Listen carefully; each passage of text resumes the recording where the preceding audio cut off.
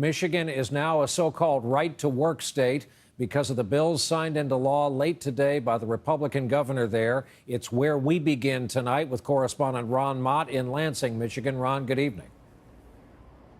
Brian, good evening to you. This right-to-work law will end a 77-year-old requirement that workers pay union dues as a condition of their employment. It's an historic move indeed, especially, as you mentioned, in a place like Michigan, where labor unions are woven into the fabric of everyday life for so many people, and that's why this was such a bitter fight.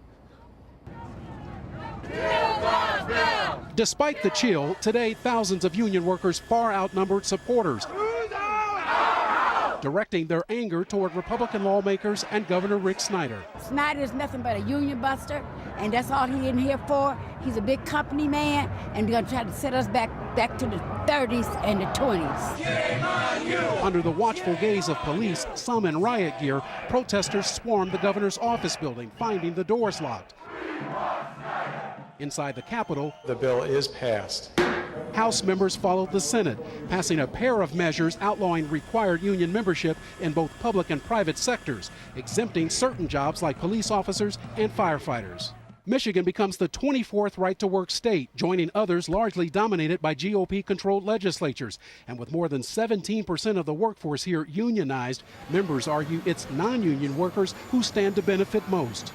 By signing right-to-work into law tonight, the governor helps the state avoid the spectacle of prolonged demonstrations seen in Wisconsin last year, fueling a recall effort of its Republican governor, Scott Walker. I view this as pro-worker. I don't view this as anti-union. If anything, it gives the unions a chance to step back and say, what are they doing to give value to workers? Opponents argue the real intent is to weaken middle-class workers, a concern expressed by one of the country's most powerful unions and echoed by the president. He stood up yesterday for all working people in America. He said what is true. Right to work means right to work for less. Advocates say right-to-work laws bring in new business and employees that come with it. More workers mean more money into state coffers. States that have this type of legislation that provides for freedom in the workplace are more economically competitive than states that don't. So it's time to break with the past and move Michigan forward, both for employees and employers. Brian, tonight this law will go into effect sometime in the spring. In a few months' time, it will dramatically change things here in Michigan. Ron Mott, after a boisterous day at the state capitol. Ron, thanks. Phil LeBeau covers the auto industry for CNBC. He's here with us in the studio for a bit more on this. Phil, again, we're talking about the state of Michigan here. How did it come to this? Well, Michigan was the heart of organized labor. I mean, this is where the UAW was born. And, you know, for generations, you touched upon it.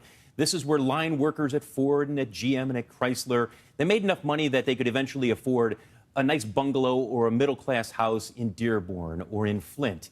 Well, that was then. This is now. And I think even critics of organized labor are looking around in the Rust Belt and they're saying, where are the latest auto plants being set up? Where are the manufacturing plants being set up? In the right-to-work states in the South. And so they're looking around and saying, we're not getting new plants here. If they're going to the South because they're right-to-work states, let's change the laws here, and maybe then we'll start to get some more plants here. We shall see when it goes into effect. Phil LeBeau, thanks, as always, for stopping by. Quick update tonight on these so-called